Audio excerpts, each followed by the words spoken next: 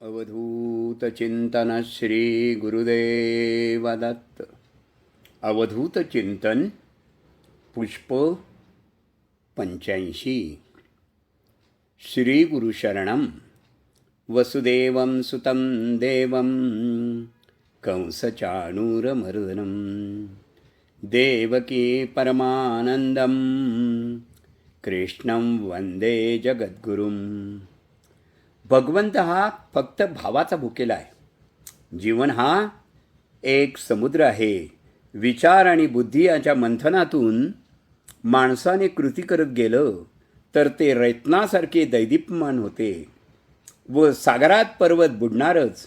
पण तोही श्रीहरींनी धारण केलेल्या कच्छ अवताराच्या पाठीवर जर ठेवला तर तो स्थिरही राहतो आणि गरागरा फिरतोही.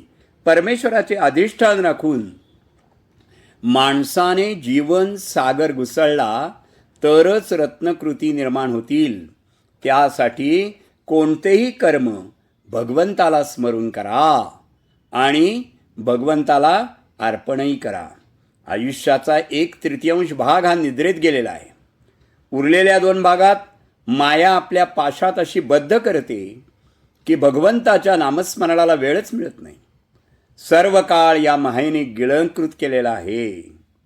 अशा या घोर कलियुगात थोडा काळ मायेच्या पाशेतून मुक्ती मिळत त्यांच्या नामात जाणं ही मोठी गुरुकृपा होय.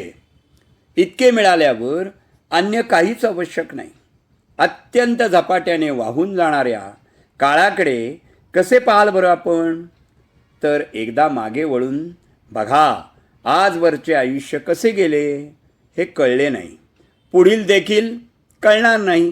तेव्हा काही मिनिटे दत्तकृपेनी मायेने आपले पाश सैल सोडताच म्हणा, दिगंबरा दिगंबरा श्रीपाद वल्लभ दिगंबरा.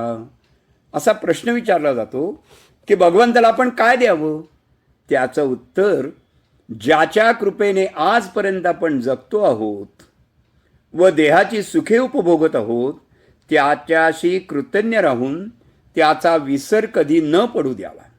या भगवंताला हे आपण देऊ तो फार अल्पसंतोषी आहे. आपण एवढं जरी मनापासून दिलं तरी तो अगदी प्रसन्न होईल. वर आपल्याला समाधानही मिळेल. म्हणून कर्म करत राहा. लोक हातातलं काढून घेऊ शकतात, नशिबातलं नाही बरं. दत्तकृपेने जे नशिबात नाही तेही मिळतं अशी अनेकांना अनुभूती आहे. देहाचा सतत सदुपयोग हेच परमार्थाचं सर्वश्रेष्ठ साधन आहे. मनुष्य जन्माची सार्थकता मनुष्य देहाकडून सत्कर्म, सदाचार, सदुपयोग, सद्वर्तन होण्यानेच होते. धन, रूप, तप, विद्या, ओज, तेल, तेज, बल, बुद्धी या कोणत्याही गुणाच्या प्रभावाने भगवंत संतुष्ट होत नाहीत बरं. ते स्वतःच षड्गुण ऐश्वर्य संपन्न आहेत. त्यांना याचं काय बरं कौतुक?